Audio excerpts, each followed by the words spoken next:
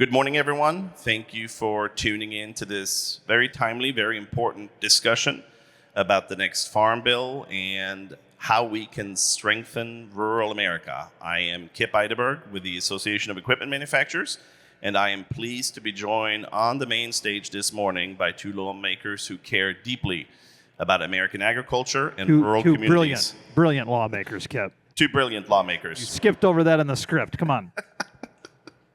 So with me here on stage, if you haven't figured it out yet, is Congressman Dusty Johnson from the great state of South Dakota, and David Rouzer from the equally great state of North Carolina. Gentlemen, thank you very much for joining us here on the main stage of the 2024 celebration of modern agriculture on the National Mall. All right, before we get going, let me just set the stage for us. The Association of Equipment Manufacturers is pleased to host this event in partnership with our member companies, grower groups, ag innovators, and members of the broader American farming community to showcase the latest innovations and technologies that allow us to grow more while using less, to conserve our environment, not just for today, but for future generations to come. And with that, I'd like to dive right in to the first question, and that question is for you, Mr. Rouzer. You ready? Whenever you are. I'm so nervous for David right now. Agriculture is the number one industry in North Carolina, contributing, as you told me this morning, over $100 billion. We all know that America's farm families are facing a great deal of uncertainty, which is why we need a strong farm bill. So for the first question, talk to us a little bit about the parts of the farm bill that you see as the most important to the long-term success of U.S. agriculture. Well, first of all, Kip, I want to thank you and the Association of Equipment Manufacturers for hosting this. Love Dusty Johnson. Great opportunity for us to come together and talk with rural America and all Americans about the importance of agriculture in the Farm Bill. As you allude and as you mentioned, North Carolina agriculture is about $103 billion actually now of the state economy. It is incredibly important, not only in North Carolina, but all throughout the country. In fact, most states, agriculture is the number one industry. A lot of people don't realize that. And whether you're involved in production agriculture or you eat, you are heavily invested in this farm bill and in agriculture policy all across the country.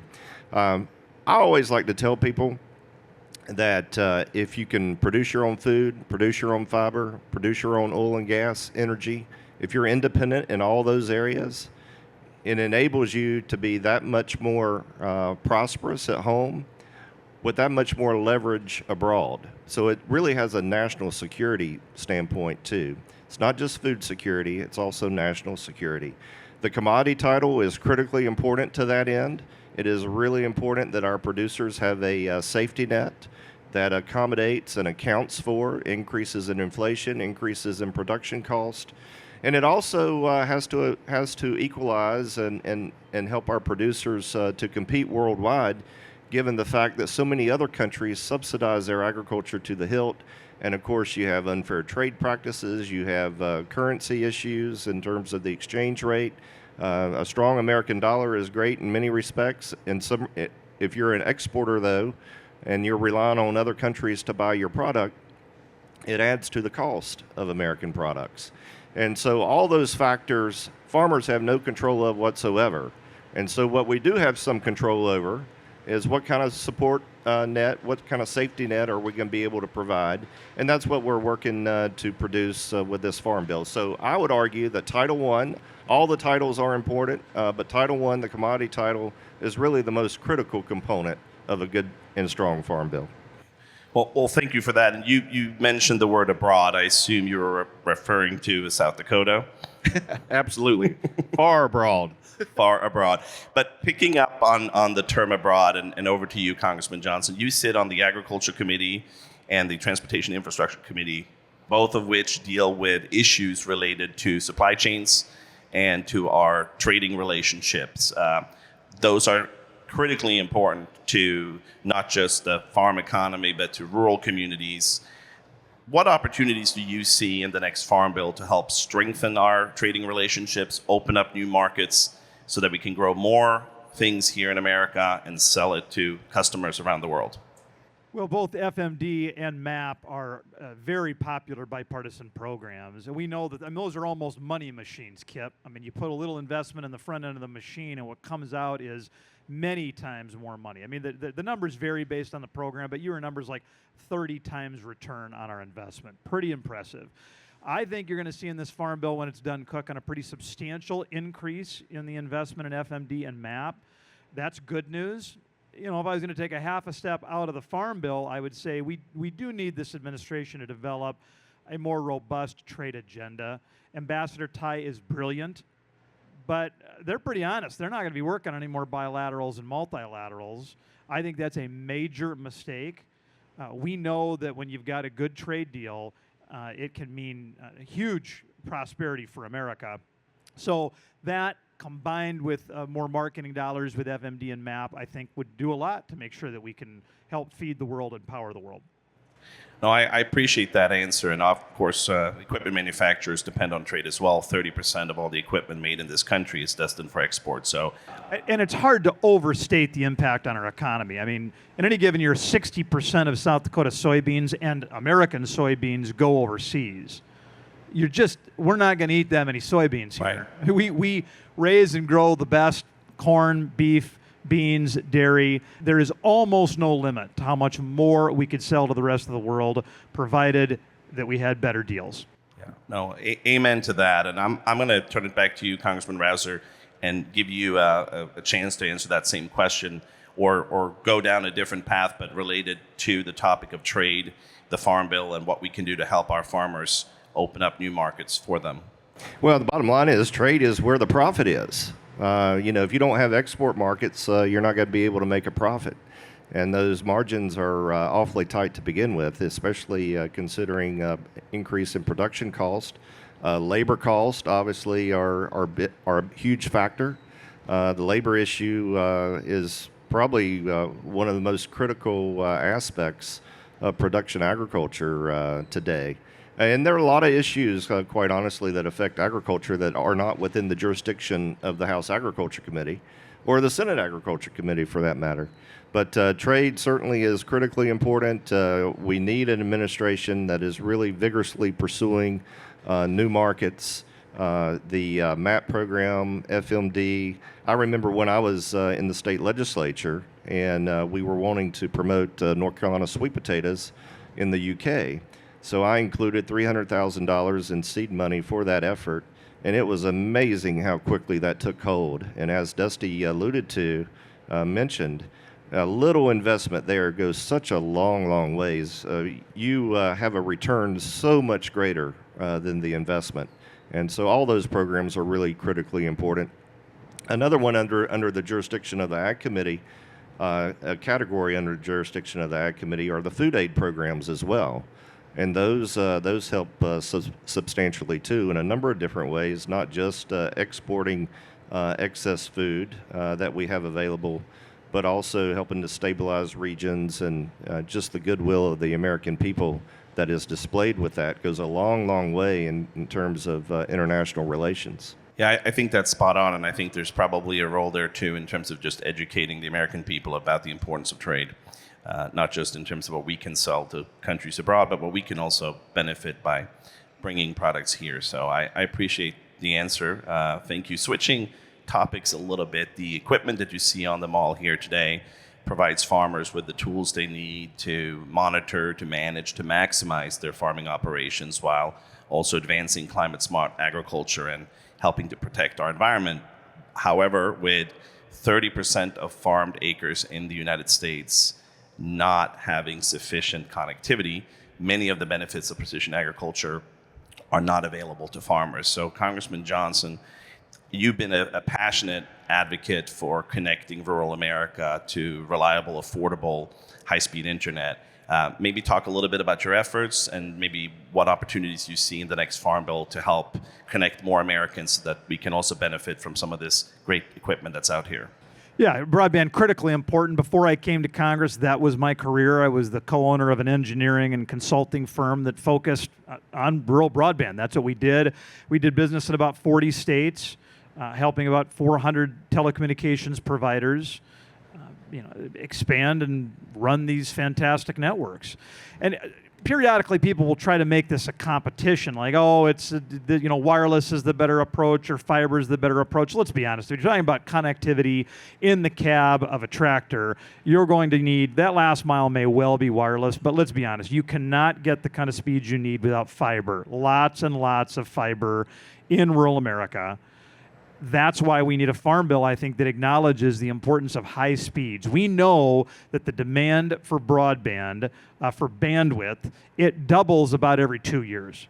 It's a remarkably constant formula. So we want to make sure that we're building networks, not that meet our needs today, but that are going to meet our needs 5 and 7 years from now. Ideally longer than that, but certainly for the next 5 or 7 or 10 years. And I do think when we're talking about taxpayer dollars, you want to even push that timeline out a little bit. I wouldn't necessarily say future-proofed because it is hard to know what the future holds, but I'm happy to say that I think the way that this farm bill is trending right now, we are going to invest in high-speed networks rather than networks that are going to be obsolete the day we flip the switch.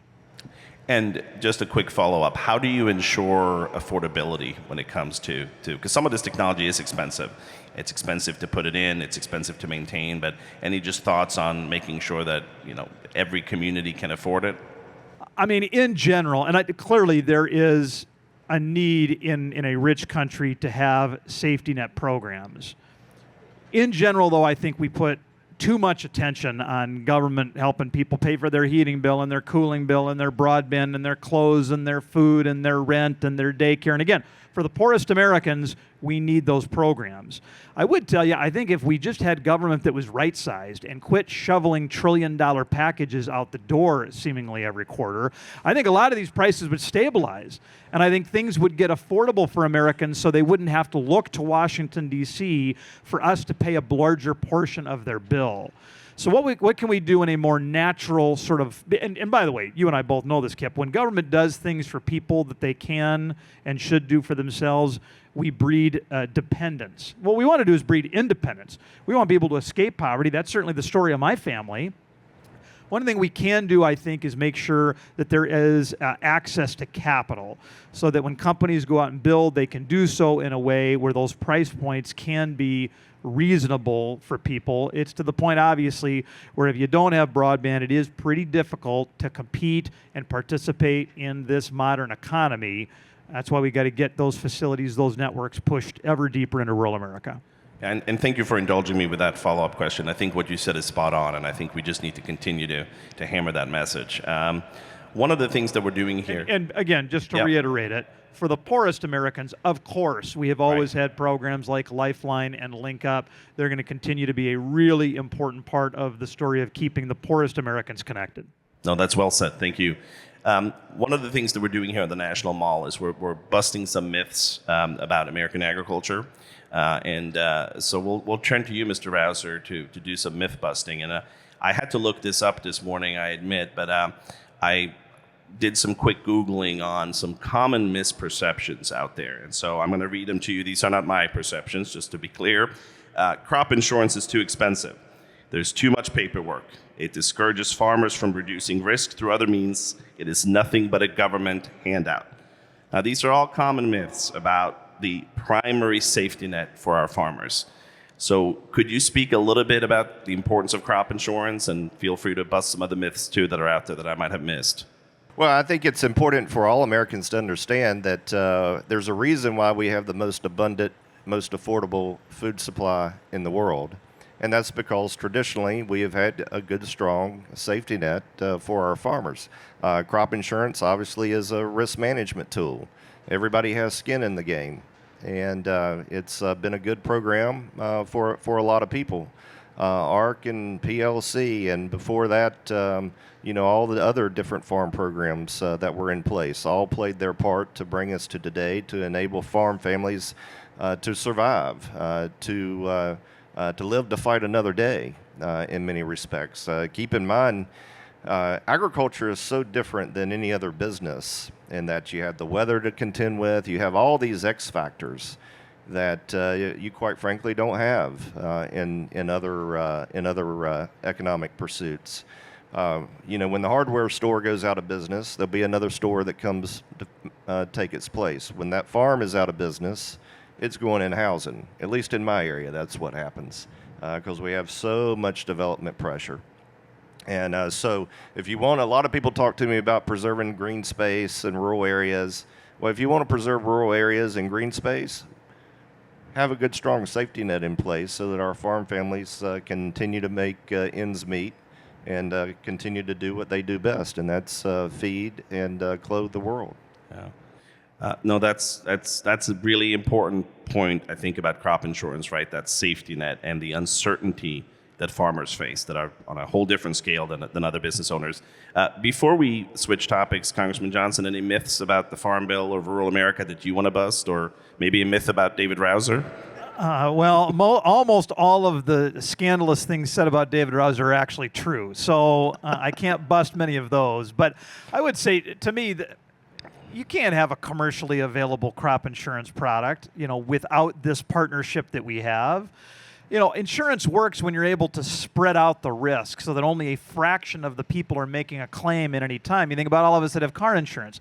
There's not going to be a single day where half of American cars get into an accident. And we would all know that if that ever happened, the insurance company would go belly up. Yeah. They don't have enough premium dollars to make that payout. With agriculture, these incidences are not independent. I mean, drought can can seriously impact yield in the ice states. If you had that happen in the same year that you had a weather event in California or Florida, you would not have anywhere near enough premium dollars to be able to take care of the massive losses. Lloyd's of London would not cover the ice states for corn, understanding that drought is an inevitability, and at some point that's going to show up. And so there is a reason that this is a public-private partnership, but David's exactly right. Everybody's got skin in the game.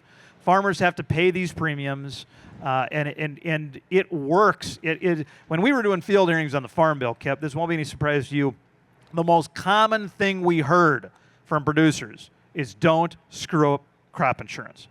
Yeah, well, I think you're going to keep hearing that as we work through this Farm Bill, but thank you for that. I'm going to stay with you, Congressman Johnson, for the next question. 2.3 million men and women make equipment in the United States. Many of them obviously are they're machinists, they're welders, they're fabricators, but many of them are also farmers and ranchers. In fact, 1/3 of our workforce lives in rural America compared to 1/5 for the total American population. So we are overrepresented in rural America. We care deeply about rural America.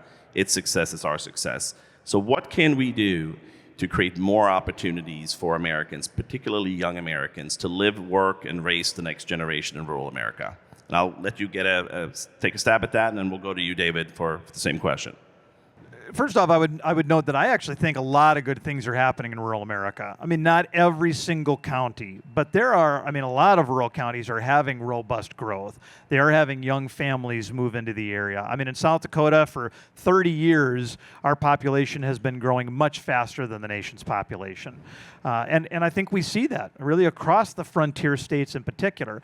What we can do, and the Farm Bill can help with a certain number of these things. First, let's make sure that we've got a rural development title in the Farm Bill that makes much needed investments in rural communities. I think we talked about broadband. Clearly, you're not going to have a robust and resilient rural America if you don't have connectivity. I would also note that if we want you all to continue to make investments in making equipment, we got to have people who are willing to buy that equipment. And although this is not the Farm Bill, it is another major bipartisan bicameral package. We need to pass the tax bill. It's been hung up in the Senate. There are all kinds of provisions that make it easier for people to make the kind of investments in R&D, which your members need to invest in R&D if they still want to make cutting-edge equipment, but also for people who buy this equipment. The depreciation provisions of the tax bill clearly send a signal to the market that we want you to have the best stuff out there on a regular basis, helping to make the American economy efficient and effective. We should pass the damn tax bill. David and I have done our work, by the way. Thank you. Couldn't agree more. Congressman Rouzer, any any thoughts on just generally bolstering the vitality and the strength of rural communities? Well, a couple thoughts. One, I used to serve at USDA Rural Development under George W. Bush. I was a senior executive service appointee there. And rural development really is a crown jewel